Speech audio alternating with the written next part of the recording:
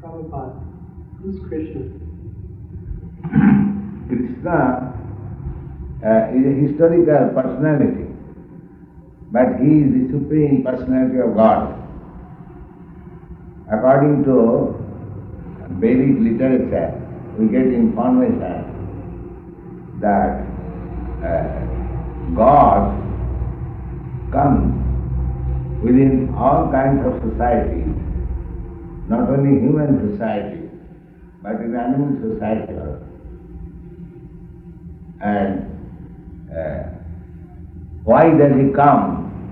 When does he come? These descriptions and informations are there in the Vedic literature very nicely. So one has to study. Sometimes people object that God cannot come as incarnation. But we don't agree to that point. If we say that God cannot come, that means God becomes subjected to our order. He is so great and independent that why he shall not come? If he likes, he can come. We don't agree to the philosophy that God cannot come. Why God cannot come? If he is actually the great, whatever he likes he can do. That is God's solution. What is Krishna consciousness then? Yes, that is very important. Krishna consciousness is described very nicely in the Bhagavad Gita. Perhaps you know Bhagavad Gita. I understand you are reading Bhagavad Gita. So, Bhagavad Gita is the guide how to become Krishna conscious. There is a statement by Krishna himself in the 9th chapter. Manmana bhavavad bhakta madhyaji mang namastu. Manmana, just always think of me, become my devotee, always think of me, manmana bhavavad bhakta, madhyaji, worship me, offer obeisances unto me. These are the different processes, how one can become Krishna conscious. How does Krishna consciousness differ from other yoga systems? Yoga system is also Krishna consciousness, but the modern yoga system is a different manufacture of the latest atheist class. They meditate upon something impersonal, void. That is very difficult. You cannot concentrate your mind on something void. That is simply troublesome. That is stated in the Bhagavad Gita. Klesha adigatara stesham abhakta sattvachetasam. Those who are attached to the impersonal, void feature of the absolute truth, their process is very troublesome.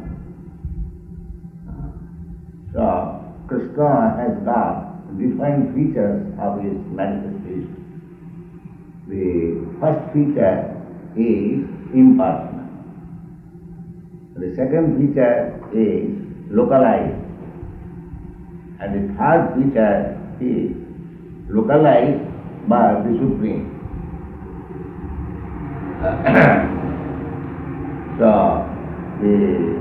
generally, the yogis, they try to concentrate on the impersonal.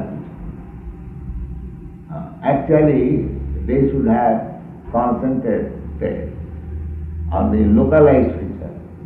The localized feature is called Parama, and the impersonal feature is called Brahma, and the personal feature is called Bhagavan. That is explained very nicely in Srimad Bhagavatam. The absolute truth is one. Impersonal, personal and localized. The thing is one, but according to a different vision. In the beginning it is impersonal, further advanced it is localized, and further advanced it is personal. So, yoga system of the modern days, first of all I may say, most of them are not very bona fide. They are simply humbug. Actual yoga system, Ashtanga Yoga, 8 different stages of practicing yoga is not possible at the present day. What is the relationship between Christ and Krishna? That is very simple to understand. Christ represented himself as Son of God, so we have no objection. That's the thing, the Son of God. In the Bible, the Lord Christ said that the only way to worship God is through me. So, Yes, that's fine, because unless you get association of a devotee, there is no question of God realization. So, Jesus Christ is a devotee, so one has to associate with the devotee before realization of God. But it is not that God has got only one devotee. If God is unlimited, He has unlimited devotees also.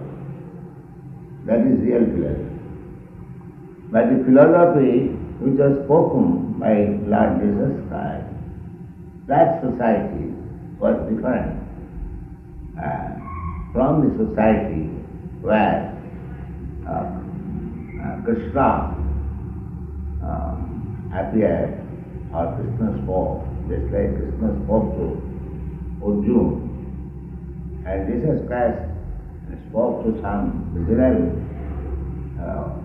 the shepherds. It is a status of life and their understanding different. The representative of God speaks according to the circumstances, according to the country. So it was good for the people at that time. They should have concentrated through Jesus Christ. is this Krishna consciousness sectarian? Can anyone take it up? Can Christians take it up? Can Muslims take it up? Yes, you can see practically all our students here in the Western countries, they are mostly coming from Christian group, Greek group.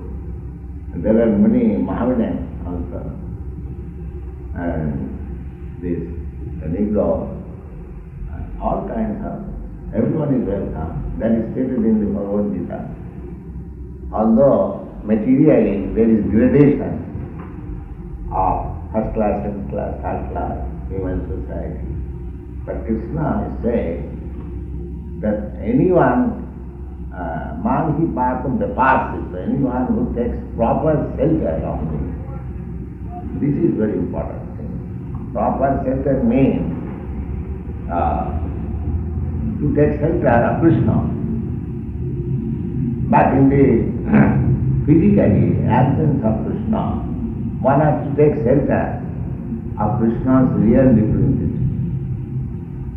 Then anyone will understand this Krishna philosophy and will be elevated to the highest platform or understanding.